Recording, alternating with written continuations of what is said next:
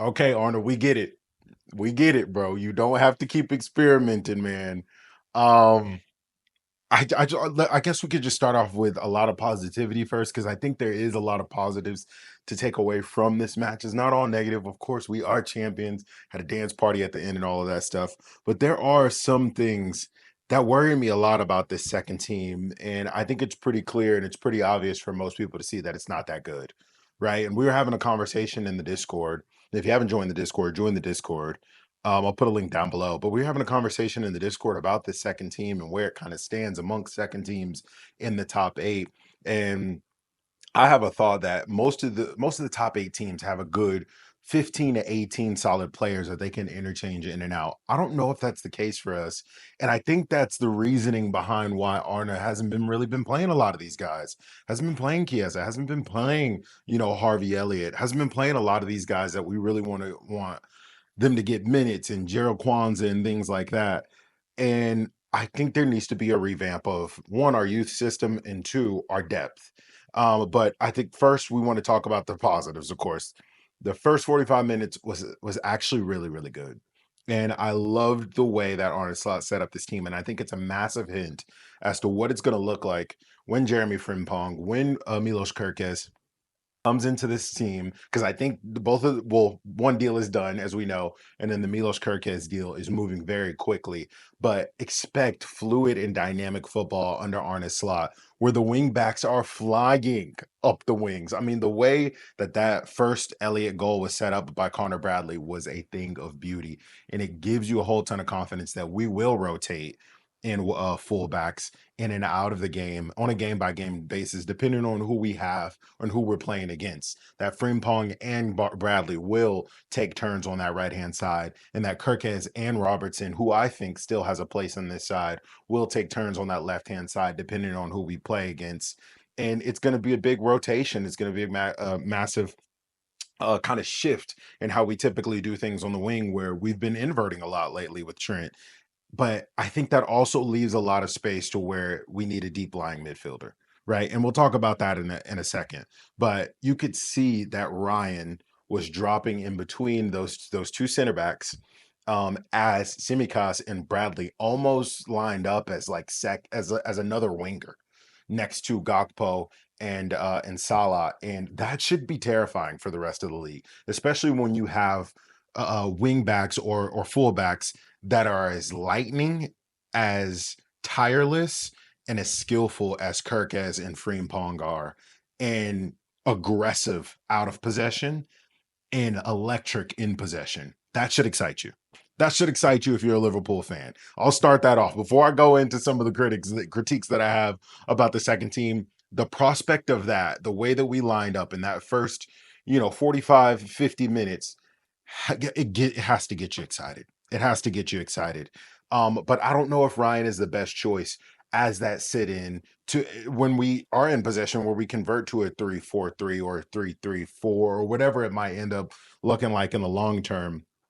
But you can tell that Arne Slot is giving massive hits onto what is to come in this Liverpool side, and I'm lit. I'm excited about it. But the side is missing something.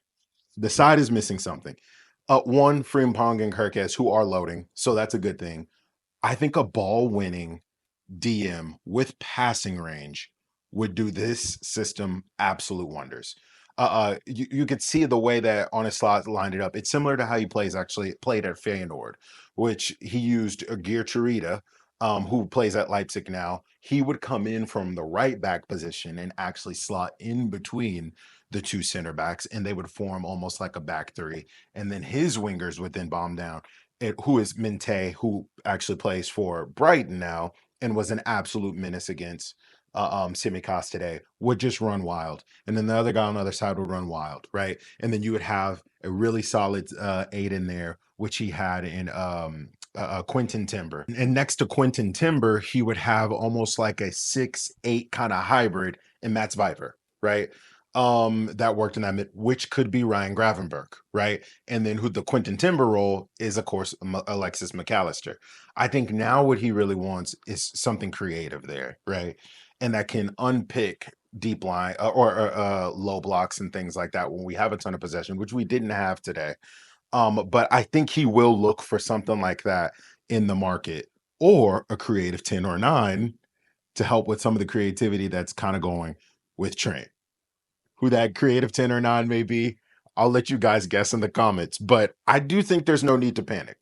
Massive credit to Brighton, whose style I'm absolutely obsessed with. I said Brighton would be a dark horse at the beginning of this season. Hopefully, they do qualify for European football. I think that'll be great for England, one, and one for their club. But they just keep unearthing huge talent and and just insanely gifted footballers, which brings me to frustration with our recruitment. I think we do a really good job of finding good deals. I don't think we do a good job of finding unknown talents the way that Brighton is able to do it, the way that Britain is able to do it. Bournemouth is doing it to a degree. Barca has done it out of necessity this year. And I think that begs the question a little bit now that I bring Barca up. Does this happen out of necessity, or does it happen out of abundance? Because I've seen examples of how why these types of talents or these types of, I guess, systems and academies are formed, and it can happen both ways, I guess. But I want to know what you guys think down below. Do you have a good academy because you need one, or do you have a good academy because you are a big club and you have the resources to create one? And I look at Barca where they needed one and they unearthed some insane talents with Pedri, who I know was bought from Palmas, with Gavi, with Lamine Yamal. All of these players, they wouldn't have gotten a chance in this Barcelona team had they had money, right? And you look at Brentford and you look at Bournemouth and you look at Brighton, even maybe some of these players wouldn't get a chance if they went out and spent. And you look at Dortmund, they do the same thing, right? They bring in a lot of these youth prospects. But then you look at the other side, especially, kind of close to where we are with Manchester City, who have all the money in the world and just spent 200 million. And they're probably going to spend another 200 plus million in the summer, but they unearth talent like nobody's business. Delap, Cole Palmer, Nico Riley, Rico Lewis, McAtee. The list kind of goes on with Manchester City. And then you got another team on that in that spectrum. Excuse me, I'm stuttering. But another team in that spectrum, which is Leipzig, who brought us Kanate, who brought us Sadio Mane, who brought us Szoboszlai, who brought Naby Keita before he became super injury prone. They've produced some absolute stars, and they're some of the richest clubs in the world. I want ours to be better, and I think ours deserves to be better. And I'm disappointed in our reserves. I'm disappointed in our youth talents. And I'm disappointed mainly in Harvey Elliott and Curtis Jones, who I rated really highly coming into the season. And I just don't know how much time they have left in the club, especially with the comments that Elliott has made just right after this match about where he doesn't know what the future is holding for him, and he's just focusing on the last game. That's a stark contrast from when he was saying, "This is my club. I want to fight for my spot here," just a handful of weeks ago, maybe a month or so ago, when he was asked a similar question. I don't know. I don't know what happens. And it frustrates me because I see some of these players that are in similar age, their age mates in Musiala and Wirtz, who we're connected with, who we're linked with Lamine Yamal, with Michael Olise, even Wharton, right? These kind of players that maybe they're at big clubs, maybe they're not at big clubs, but they're playing on a whole nother level and you can see it there. And I think Elliott and Curtis Jones, they have it, but it just doesn't materialize enough. But Labor ran through that midfield today. And he's one of those talents where you're like, damn, why did we not find this kid first? And now he's going to be an 80 to $100 million DM. I'm sure of it, wherever he ends up going. Hopefully he comes to Liverpool. Hopefully we can get a better deal for him. But knowing Brighton, they're going to earn off of their youth system and their prospecting recruiting system. And I want us to be the same way. I want us to find these talents in these gyms and these otherworldly players from our roots and not have to go buy them. Because Elliott was supposed to be our Wirtz. He was supposed to be our Musiala, but it didn't pan out. And now we're heavily linked with him. I loved the response in the first 10 minutes from Harvey Elliott, but then he faded in the match. And Curtis came on and was bright. Then he faded in the match. And Ryan pretty much had to put in a Herculean effort and run this midfield on his own. And it makes me even more frustrated because I know these players, they've done it before. They've broken into the Klopp side. Gerald Quansah, who looks a shadow of himself at times. Curtis Jones, inconsistency. Harvey Elliott, another one that's inconsistent. Jota, etc. All these players, they've broken into a Klopp side, and I know they have the ability to do it, but I'm not sure if they have it in them to do it again with Arne Slot. And I think that's why so many players move on when there is a change of management. Is that, do you want to go improve yourself again? Do you have the desire? Do you have the hunger to go in and take your chance, not get 4 and 5 game run-ins? Take your opportunity with your one shot. And we've seen it happen. We've seen these players that we're talking about, we've seen them do it and come in and make a name for themselves and make a statement for themselves and become staples in the side. So I know that they have it in them. It just bums me out that we're not seeing that again this season. And I don't want to hear anything about they need a run in, they need games, when I see other players who get one shot, one chance, and they make a difference in their team and they're never dropped ever again. Even our Steven Gerrard, our Trent Alexander-Arnold. We've seen this happen with our own 2 eyes. I don't think we should make an exception for these players. And I'm glad that Arne Slot is going after the players that he's going after. Big boy signings, making statements. We don't need this player. We have this guy and this guy in this position. Maybe Arne Slot doesn't think that.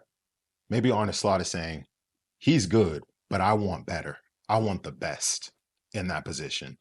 And as Liverpool supporters, we should be grateful we have a manager that only wants the best and that's going after the best talent in Europe right now. To be linked with Cherki, Wirtz, Gyökeres, Isak, Alvarez, all these players that we're linked with in the media should be a sign of a change that's happening in Liverpool versus being linked with the random, nobody we're trying to get a good deal on.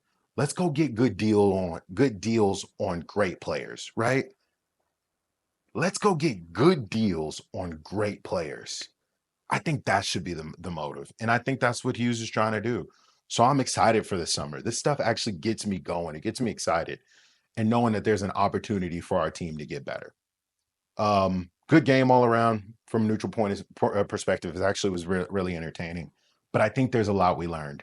And I think Slot is trying to tell us something, trying to show us what the new system could potentially be, and also show us where we may be falling short and where we need. So some of the links and some of the deals that may come through may not make sense to us now, but I think they will next season.